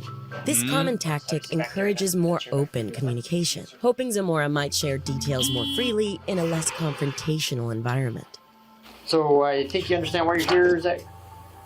You know why you're here? Yes. So tell me what you think you're here for. Well, the state police called me today around 1 or 2, and I guess they put out a missing report on my wife. Okay. And she can't be found. Okay. So what can you tell me about that? The interrogator quickly pivots to the timeline of Erica Zamora's last known activities and interactions with Armando. This aims to establish a baseline of Zamora's narrative for cross-referencing with evidence and inconsistencies. Saturday, I got wood too, you know what I mean? Okay. And she was there. Okay. Same thing, you went, got wood, dropped off grandma's? Yeah. Okay. What about Saturday? Did you hang out with grandma on Saturday? Just for a little bit. Okay. Not too long. Okay. After I dropped that off, I went to my house. Okay. Because she was with you still Sunday night at your house, right? Yes. Okay. And you didn't go anywhere else that night or nothing like that? Okay. And then so Sunday night into Monday, Erica stayed at your house. Yes. Monday you went to work. Uh-huh. Erica stayed at your house Yes. all day. Okay. And then Tuesday you dropped her off at her I dropped her off, and then like I said, after I dropped her off, I stayed at my grandma's for a little bit because it rained, and then when I went back to her house, I knocked, and then there was no answer. Okay. Armando Zamora leans into a narrative suggesting that Erica, overwhelmed by undisclosed pressures or personal demons, might have taken her own life. This maneuver is common in cases where defendants seek to redirect the narrative away from their direct involvement. You what? This dude is crazy as hell. TikTok, hit the follow button if you're new here. Tap the screen like crazy. 75,000 likes. Let's get it. Hit me with some hand hearts, y'all. We need the big one, the big pink one. Lincoln, there's a capybara in here? I don't even see him. Or is he the capybara? Not her, but like the guy that's on the screen. Crazy as hell. Hit me with the hand hearts too, y'all. Let's go. Let's crush these. Go. Have you ever known her to make any statements like she wants to kill herself? Many times I had to call the cops one day I got. Oh, damn. I got. Oh, gee. Thank you. And y'all, go off the grid. We got 5 off the grids. We're trying to get to 10. Support the show directly. TheHauntedSide.com. Go get this shirt. You look suspicious. This one's up there. Go get the allegedly shirt. Go get the True Crime Time shirt. All that stuff. Moms love true crime. Have y'all seen that shirt? Go check it out. Where you? And then there was another time, I'm gonna kill myself, this and that. And then she started taking off towards the alleyway. I'm gonna find a stick to, like let herself go and stab herself. They were gonna put her on the antidepressants, and it seemed like that kind of got worse. So you're saying too that could be a possibility, like? It could be a possibility. So talk to me about your GPS. Officers confront Zamora with the undeniable evidence from his GPS ankle monitor, challenging his account of movements on critical days. This tactic exploits the tension between Zamora's narrative and the concrete data, pressuring him to reconcile these discrepancies. Sunday, you said you Yeah. came back and went to grandma's at 2, and then Anita, thanks you for told follow. me that you left grandma's and went to your house, right? I'm telling you that's a lie. Why? So No, because we know exactly where you are, you moron. Anita, you look suspicious. I look cute. I see what you did there. Y'all, go check it out. TheHauntedSide.com. 4 more hand hearts, too. Let's get them. I have your ankle bracelet is on a GPS monitor. So, I mean, it's very exact. Okay. I mean, they monitor every so minutes your exact locations. Okay. And so part of me asking you to clarify your locations was to see if you were going to be truthful with me or not. Okay. Because I know a lot more information than what we're sharing with you. Okay. They just said that they found your wife no longer in the land of the living, and your first thing to say is, well, where did you guys find her? Are you saying that I did it? If you had nothing to do with that and she was still missing, you would break the hell down. You'd be going crazy. Where did you guys find her? Probably right where you left her. You sick creep. That's going to burn in hell. You what? Those locations are exact to the minute. I don't believe that she's dead. Like, okay. I don't believe. Oh my god. It's tracking you here right now, man. This tracks you. You're going to jail. Every minute it's in the ping. Boom. And then you're going to hell. Boom, boom. Know who you're going to try and convince otherwise. Dear Lord. Yeah, man, that dude is crazy as hell.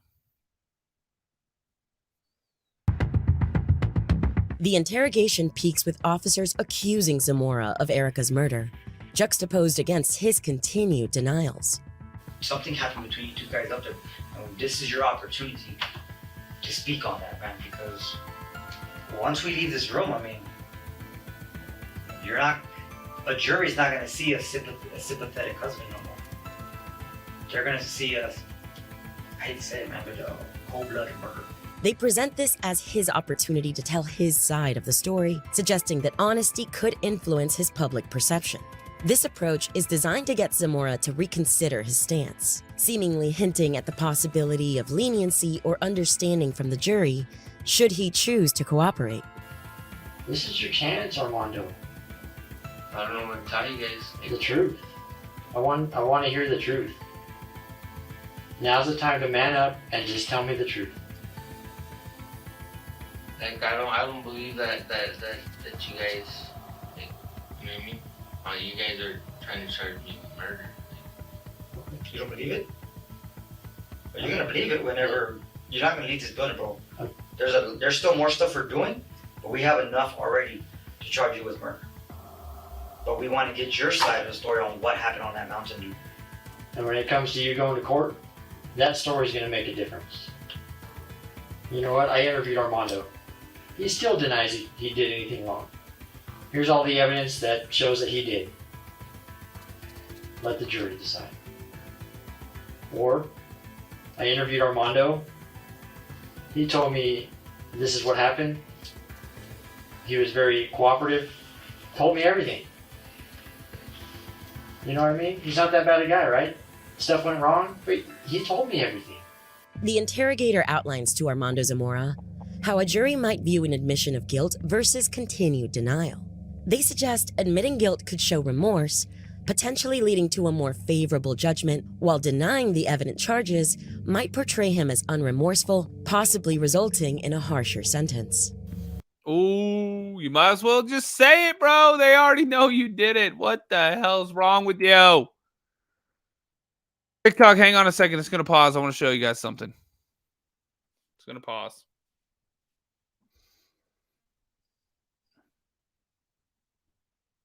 And YouTube and Rumble.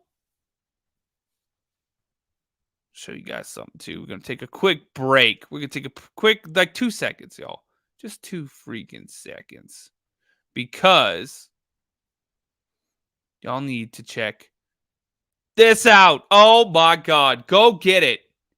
TheHauntedSide.com, y'all. TheHauntedSide.com. You can find all ways to support the freaking show. Get this shirt, y'all. Moms love true crime. It's there right now. TheHauntedSide.com, y'all. You can find it. You can find the merch store. You know you want to. Go off the grid. Get yourself a shirt. Get the allegedly shirt. Get the You Look Suspicious shirt. This one right here. Go get it. There's all kinds of colors. Hoodies and pullovers and crew necks and everything. You guys gonna go do it? Go do it. Come off that mountain. TheHauntedSide.com. All right, let's keep going. Not a single video surveillance of all the places you went show her with you. Just man up and tell us what happened. That's the only thing that's going to help you. Because you're going to jail regardless. You're getting charged with murder regardless. I'm telling you what the fact is going to happen. Okay? You're not leaving today. Like, my patience is running thin. Okay? I have tried to get you just to explain, like, just come out and tell us what happened. I don't know what you guys want me to tell you. Like, I don't know. So you don't want to tell me what happened?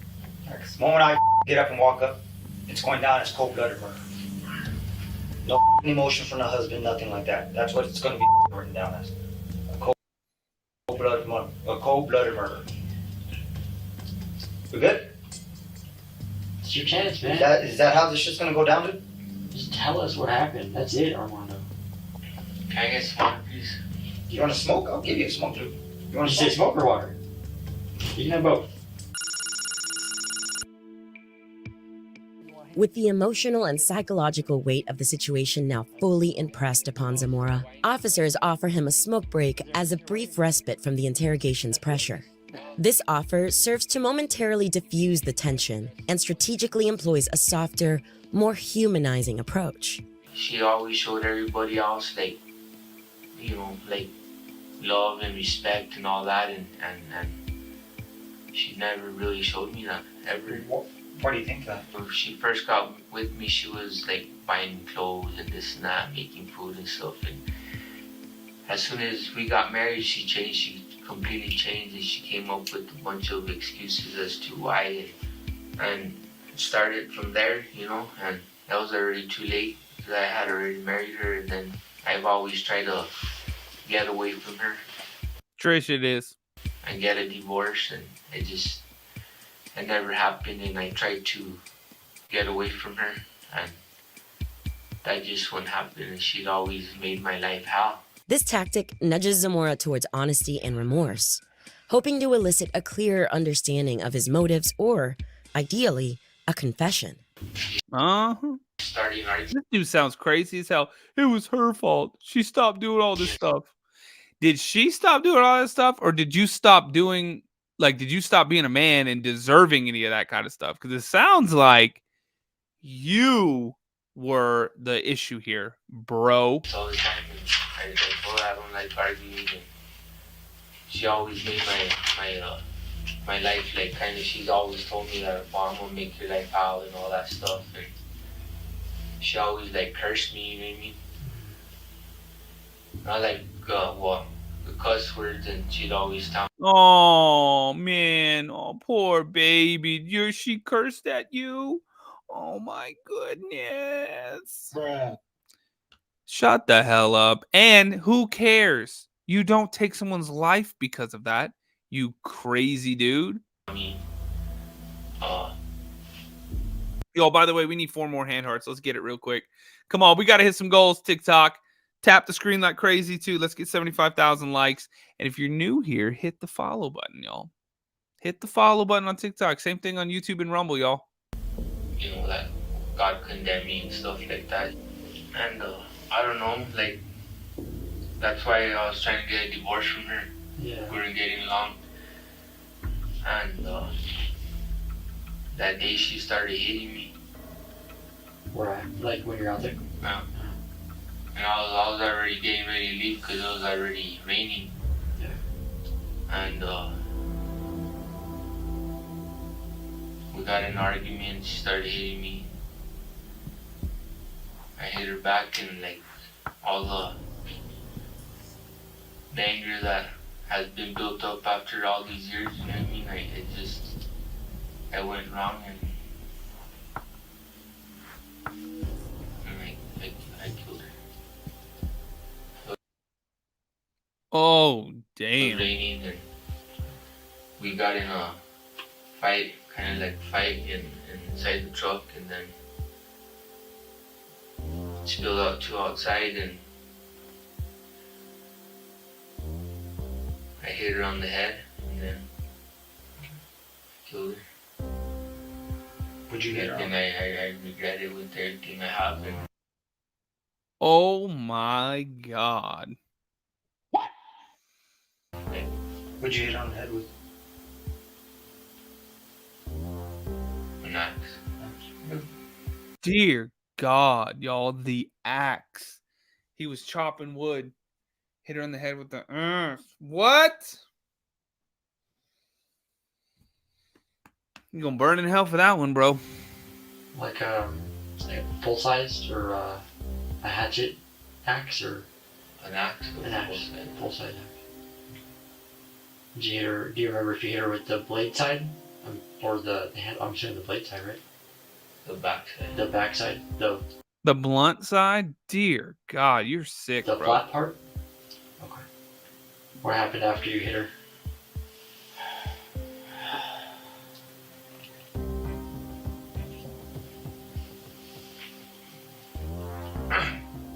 After I hit her, I loaded up everything that I took there, and then oh my God. Wolf inside, thanks for the heart. Me, y'all, 2 left, 2 hearts left. I was still like real angry, and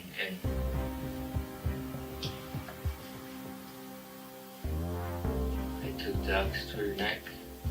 Was she still alive after she fell? And you hit her with the one on the neck? He hit her with the... Oh my God. Entertainment, educational purposes only, TikTok. He just said that he hit her in the neck with the same part of the axe. I think she was like breathing a little bit, but I think she was already gone. How did she get the injury on her arm?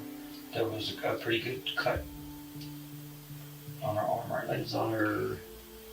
That was probably It's on the right arm. That was probably the first swing, maybe. Okay. I didn't know she had that, but that was probably the first swing. And then when I took the second swing, it hit her. That knocked her out. And then I think she passed away right there. Okay.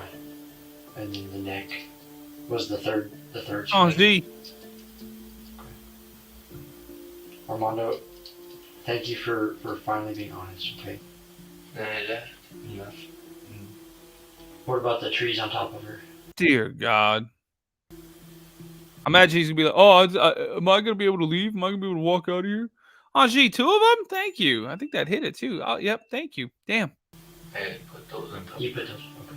Why'd you put them there? Because I didn't want to see like what I did, you know what I mean? Like after I realized everything that happened, I didn't want to see like what I did. Yeah. See, now see. And I can't take that back. I can't take back what I did. What I thoughts? had a lot of regret because it was like, I didn't intend to do it. I didn't mean to do it. It was just at the heat of the moment. Like, I got out. I was trying to do my probation. I stayed off drugs. I did everything that I had to do. And she was there telling me that she's going to try to get me in prison. And she just kept nagging on me that that's what she was going to do. Then you divorce her or y'all split up and you move on. You don't go crazy as hell, all hyper emotional and do some stupid shit like this. You idiot. What the fuck? Oh my God. So the lady loses her life and then you spend the rest of your life in prison for being an idiot. Oh my God. Holly in the house. Hola. Good to see you, Holly. Thanks for sharing the live. Facts. Thanks, KK. Wolf inside. Yeah, exactly. Sin. Exactly. Thank you. Y'all, 10 of the hearts. Let's get the hearts. I got some real estate over on this cheek that needs some smooch. You what? Hit me with some smooches, y'all. We got one more case to talk about after this one. And eventually... And we haven't got one super chat or one Rumble rant. Rumble rant tonight, y'all. Rumble. Rant it up. YouTube, super chat it up.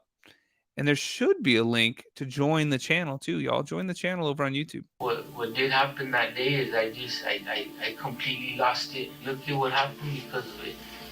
I didn't intend it to be that way, but it happened and now I can't take it back. She would tell me, God condemn you, this and that, God judge you and all that stuff. And she just kept saying that almost every day, every argument. And trying to, blame me for why our marriage ain't working, and a lot of it was because she just didn't know how to have like peace, What? What the fuck? Bro, oh my God. You know why? I guarantee I know exactly why that marriage ended. You cannot take accountability for shit. So she probably thought in the beginning that she found the man of her dreams, and then you turned out to be a bitch. And then she was like, oh, damn, now I'm stuck married to this fool. And then you started being like, oh, man, because she pulled away. Because she was like, hell no, I ain't trying to deal with this shit. And then you got all crazy emotional and took her life. Oh, my God. And, y'all, he's on probation. The reason they found him is because his ankle monitor, because he SA'd one of his nieces, and she was under the age of 13. You what? So this dude is sick. That's suspicious. That's weird. So you about to just go to hell. Just burn in or rot in prison and burn in hell, you sicko. Y'all, thehauntedside.com. Go support the show directly. Shout out to Allie. Thank you for the Cash App. And L, thanks for getting 3 shirts tonight. Literally 3 shirts. freaking amen. And y'all, take a second, hit the follow button if you're new here on TikTok. Tap the screen like crazy. Let's get 75,000 likes. We're almost there. And y'all, we need 10 hearts. We need the hearts right here. We need 10 of them. Let's get them. All right, let's go. She never knew how to give me peace. With the GPS data from Zamora's ankle bracelet providing compelling evidence of his involvement in Erica's murder, the interrogation at first glance might seem redundant. Their ability to secure a confession not only solidified the case against Zamora, but also offered a deeper understanding of his motives and psychological state at the time of the crime. Information that is invaluable for the prosecution and sentencing phases. Furthermore, the detailed confession helped to corroborate and refine the timeline and events leading up to the murder, enhancing the overall strength of the legal case. Through their skilled approach, the interrogators ensured a more comprehensive and nuanced case could be presented at trial, underlining the importance of thorough interrogation techniques, even when physical evidence strongly indicates guilt. Armando Zamora pleaded guilty to the murder of his wife, Erica Zamora. What? Oh, he got 8 years more for 2 counts of tampering with evidence. That's a loud ass song. Was your spirit always so hard? Damn. To say. Holy hell. 16 years and he got 8 years for putting like the trees and stuff on top of her afterwards. Lord. Man, that is crazy as hell. That is crazy as hell.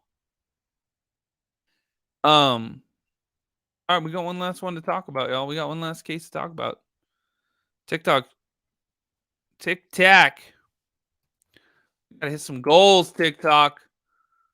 We gotta hit some goals. What are we trying to get? Hearts. Oh, hit me with the hearts. Come on, let's get 10 of them real quick. Let's get 10 of them real quick. Or should we just move over? Y'all, we might move over to just YouTube and Rumble. Oh, you know what? Let's do that. Let's do that, y'all. Guys, we got one last case to talk about, and we're going to do it over on YouTube and Rumble. Come find the channel right now, The Mystery Project, right there. The Mystery Project. Make it happen, y'all. Come on over. We got one last case to talk about. One last case to talk about. Peace, love, Huey, Jennifer. Bam. Thanks for the Rumble rant. Do you have a P.O. box? I have a little something to send you. Yes. If you go to thehauntedSide.com, it's in the very top. At the very top, you can find it. So, y'all, come on over. Search on YouTube. Search on Rumble. The Mystery Project, True Crime. I'll see y'all over there. Let's do it, y'all. Come on over. One last case. Boom. Let's do this, y'all. Who's ready? Who is ready?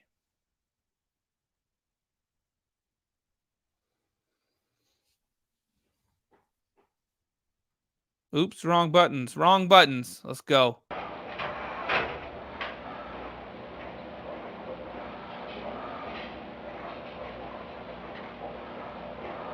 Oh, man. Who's this guy? Oh, you know what case this is, y'all? I think I remember this one. So remember the kid that like tried to like break into his ex-girlfriend's house and the dad was there and the dad ended up shooting him? No, remember that? I think this is the dad that shot the kid that was breaking into his house.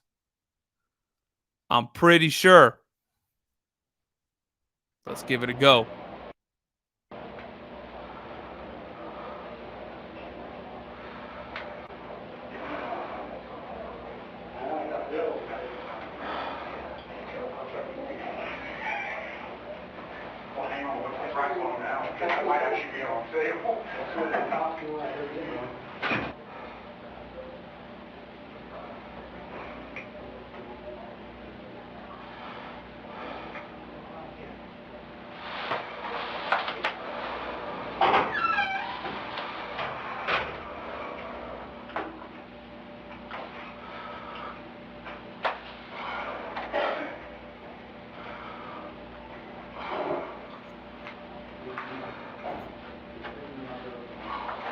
What's he doing?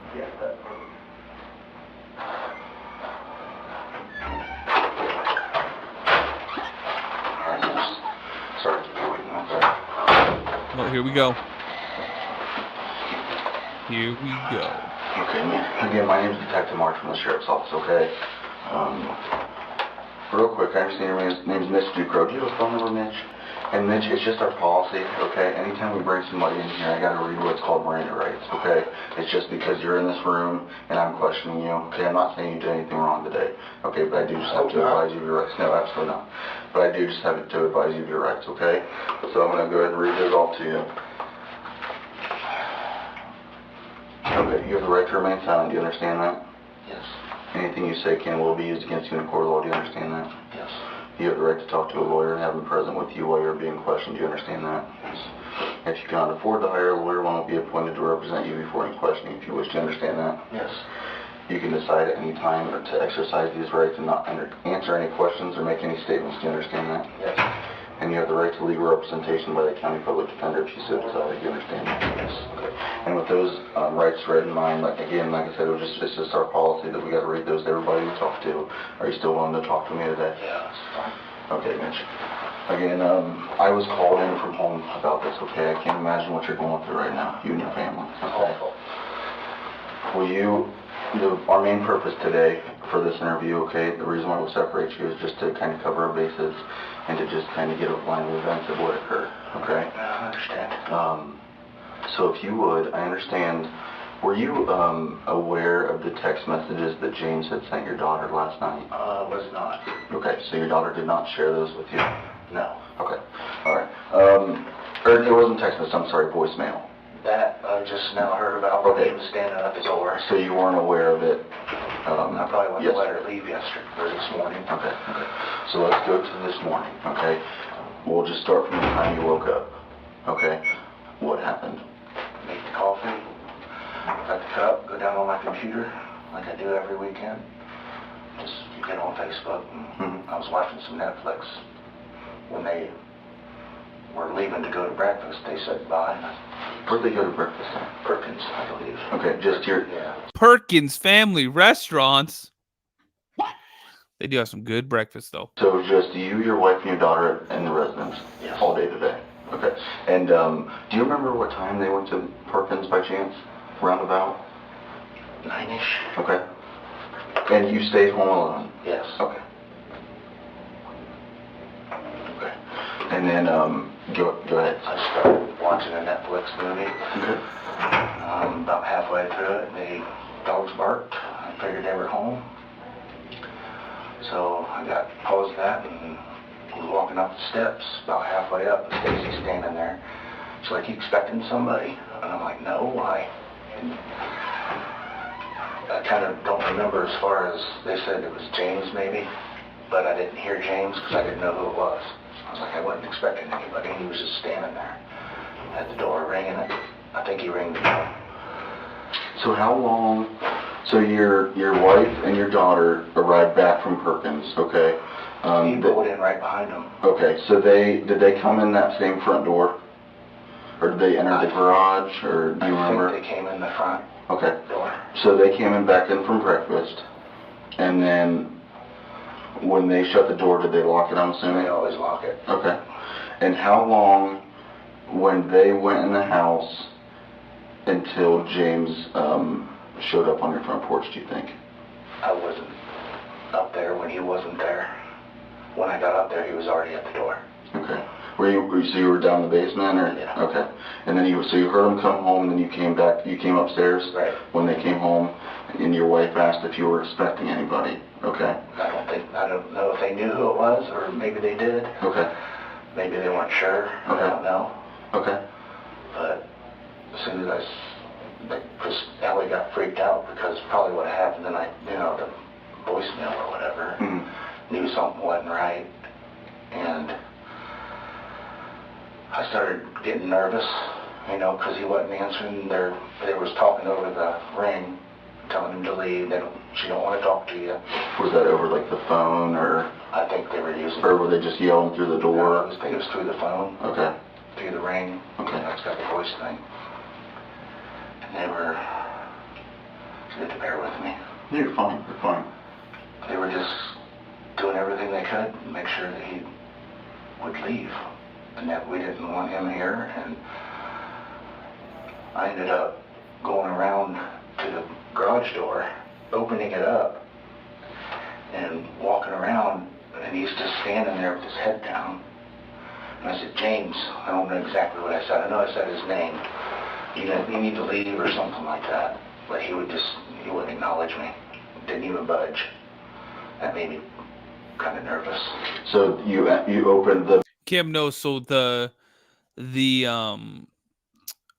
boyfriend or ex-boyfriend was trying to get in the house because he was pissed at the daughter, and the dad, this is her dad, and he was scared for his family's life, so he shot the ex-boyfriend and killed him. Main garage door? The house garage door. Okay. And I walked around. You walked around to the front porch and said, James, you need to leave? Yeah. Okay. You need to go or leave or something. And he didn't acknowledge you or anything? Move like I wasn't there. Okay. Like the kids started breaking in the front door and stuff, and the dad was like, nope, ain't having that. Pop, pop. Okay. So what? That's when I got nervous, and I went back in, shut the garage door, made sure he didn't sneak in. So it's shut. Went in, got my 9. Where was that? On my side of the bed in the nightstand. Okay. Was it in a drawer? Yeah. Okay. Do you always keep it fully loaded just for personal protection? Or okay. Do you know what kind of bullets you had in the gun? Self-defense. Just like ball ammo, or was it like hollow points? It was hollow point. Okay. Okay. Plastic, I believe, maybe. Okay. All right. Okay. And then after you grabbed your gun from your bedside table, what happened? I went back out, and they were still trying to get him to leave, and he wouldn't leave.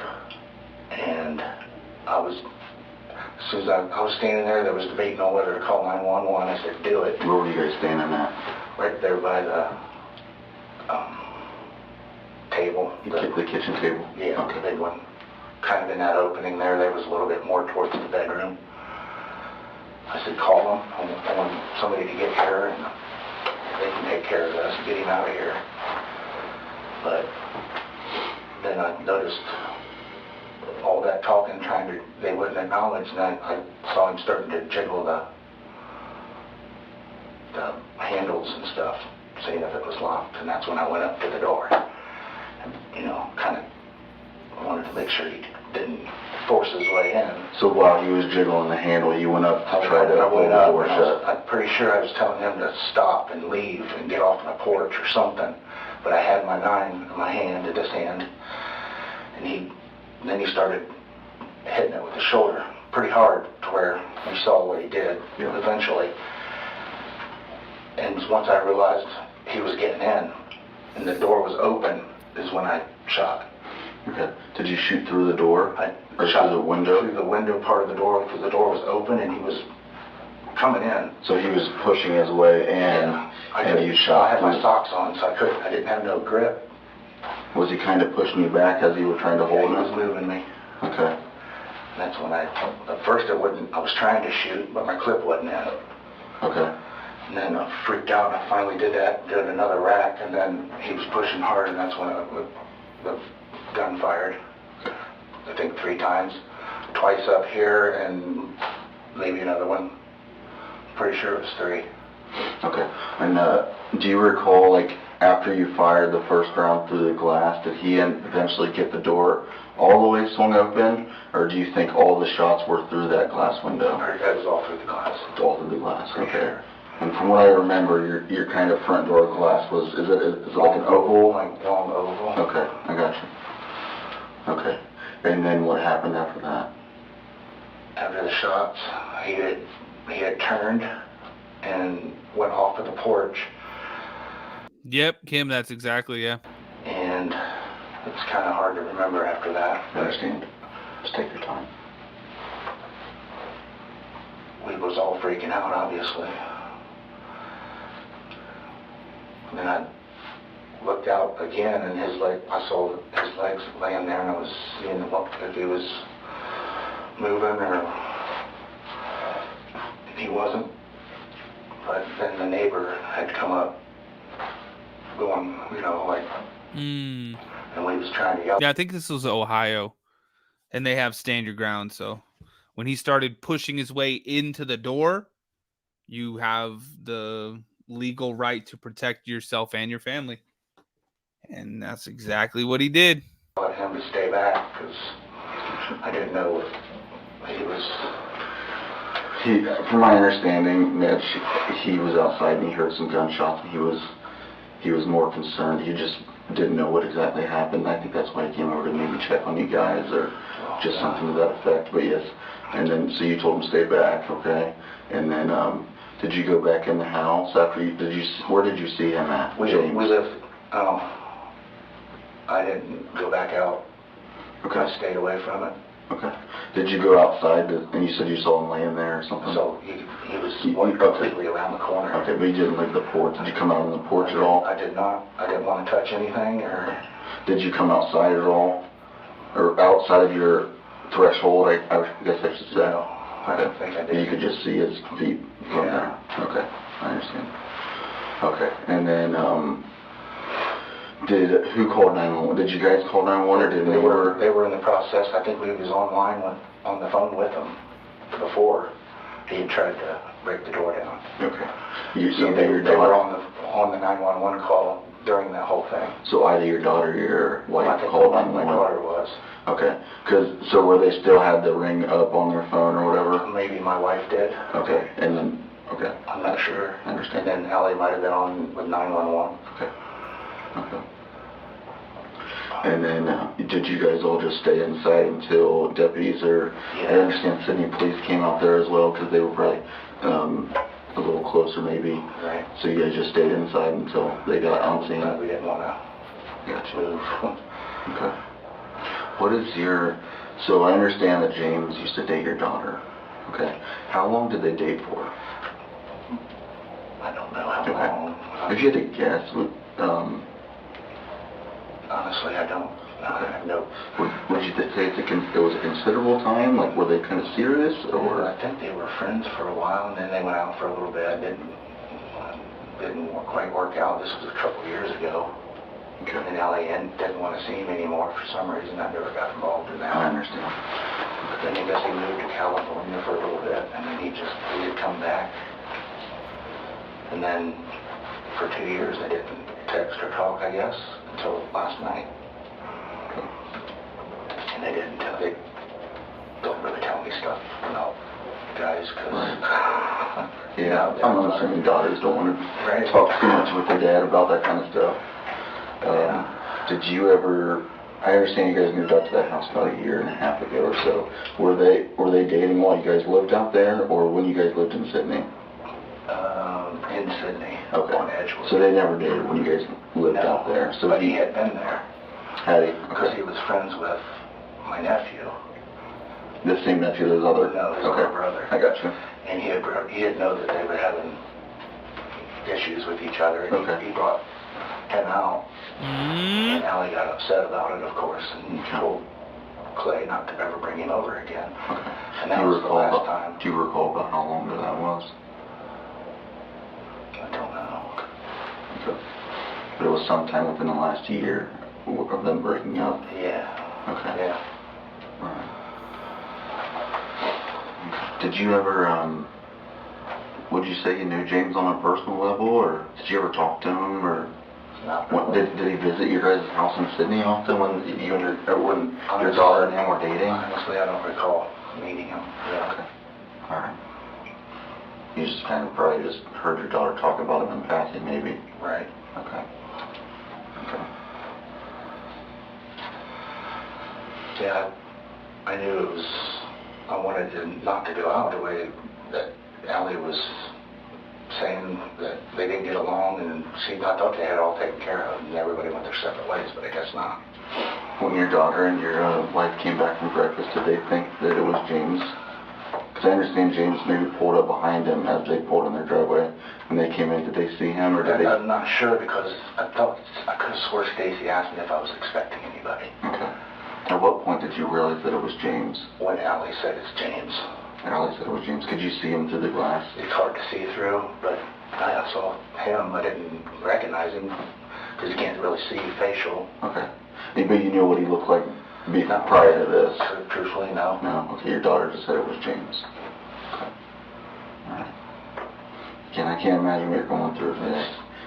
Damn. Horrible.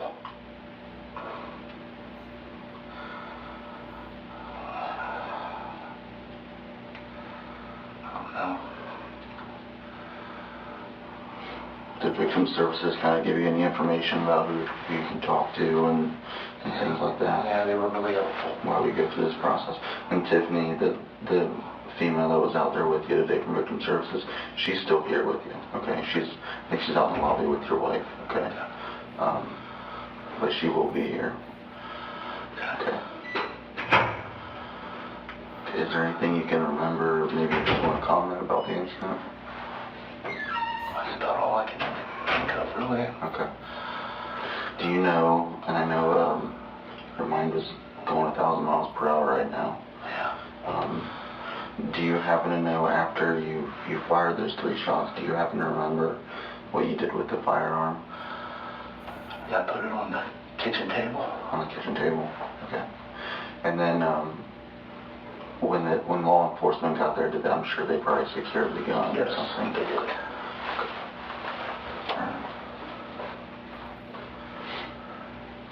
Do you always keep the magazine fully loaded with your firearm? Yeah, normally I don't put the clip in. Okay. So you didn't have one in the chamber like when you went and got it from your bedside table? I don't keep it. That's why you had to rack it? Yeah. Gotcha. I just don't know why I don't. I just don't want to grab it and have it go off, I guess. Absolutely. I want to make sure. Do you know if that firearm's registered in your name, Mitch? I don't think it is. I got it from Stacy's dad. Stacy's dad? Okay. And he went into the home and... Okay. So he just gave it to you, or did you buy it? He wanted me to have all this. Okay. So, do you know Stacy's dad's name by chance? Gregory Cole.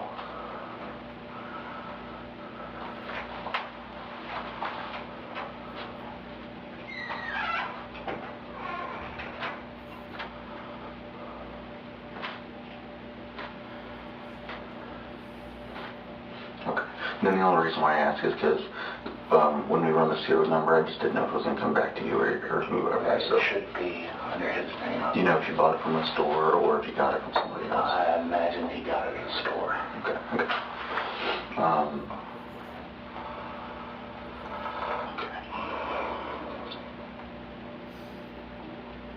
Is there anything else you'd like to talk about, Mitch? Be over with, but I know we gotta do it. Like I said, today we're just trying to cover our bases, okay?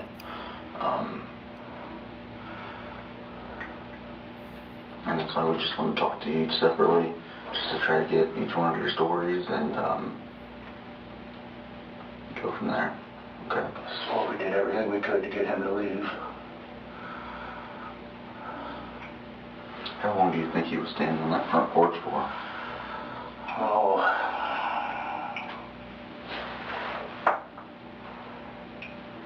10, 15 minutes maybe, I don't.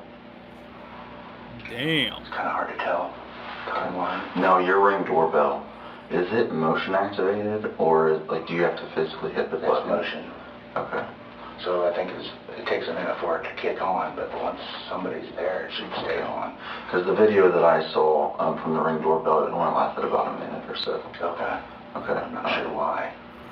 And there could sometimes they cut off, even if you're standing there. Okay. Maybe. Yeah, and it could just be there might be past recordings too, of when you first got there, when your wife and daughter walked in there, that I'm sure there might be a different recording or something like that too. Right. That's possible. Yeah. Okay, I was just kind of curious if you knew how long he was there. So when your wife and daughter got home from breakfast, you think they were there for 10, 15 minutes? After they got home? Yeah. You mean, from Perkins? No, they had just got there when Stacy... Oh, I'm sorry, maybe you misheard something. How long do you think James was on the porch, trying to get into your house? Oh. As far as physically trying to get in, or just, standing there? From the time he pulled up in his car to walked in to when the incident happened, how long do you think? 10, 15 minutes maybe of him not answering or, just standing there. Okay. So he was there for a while? Yeah, it seemed like forever. Did he go anywhere else that you know of, or was he always on the front porch? He moved around a little bit. Okay, when you mean? Sometimes he wouldn't be right in front of it. Okay. And I would be like, where did he go? Did he go around but then he would be back in front of the window or the door. So you guys were standing in the kitchen area, living area, all three of you, for 10 to 15 minutes trying to get him to leave? Yeah. Okay. All right. And he just wasn't responding? He wasn't responding to anything. And then you went in the garage and opened the main garage door, went around and said, James, you need to leave, or something to that effect? Right. And then you realized that something wasn't up? Something wasn't right, and then you went back in and closed the door? Yeah. And then I got nervous. And then so then after you went in the garage, that's when you grabbed the gun? Yeah. It's just... I know it's probably really hard to remember. Yeah. Damn. Sounds like that kid played, fuck around and find out. You don't try to bust into people's house. Sis. Okay. Is there anything else you can remember or care to talk about? That's all I can think of, really. I mean, that's what happened. I don't know what else to say. I understand. Okay. All right. Well, I'm going to step out, and then I'm going to go see if Tiffany's available to come sit with you, okay? I'm going to see if they got any other questions they need me to ask you or anything like that. And then if they do, I'll be back in. If not, I'll send Tiffany in as quickly as possible. I know you said you didn't want to be in here alone. I don't. Don't make it long, please. Well, maybe I'll go see if maybe a deputy or somebody's available, at least to be in here with you. Okay. Okay?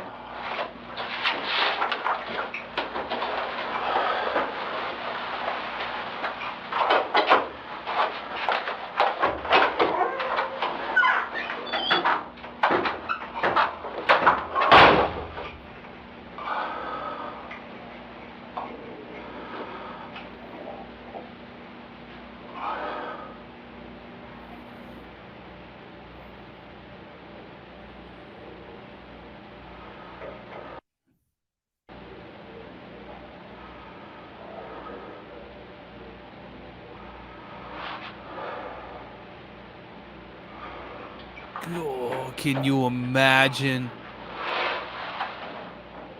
But he was protecting his family, y'all.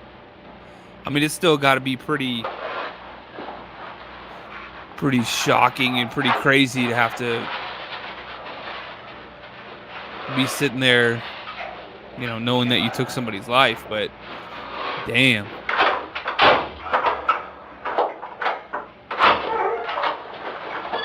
Hey, how you going? I'm just going to keep you company for a minute. I appreciate it. Jack said that you don't want to be left alone. Not really. And that's completely understandable, man. Yeah. How you feeling overall, health-wise? Compared to earlier, just kind of... Just up and down? Up and down. It's going to be that way, man. Unfortunately, it's not going to be easy. Yeah.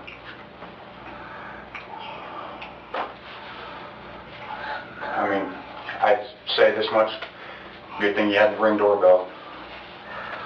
That Ring doorbell really helps. Yeah, you said he only saw like a minute of it and it cut out. I don't know what's going on with that, but something I don't want to watch. Yeah, I would highly recommend against not trying to review that, man.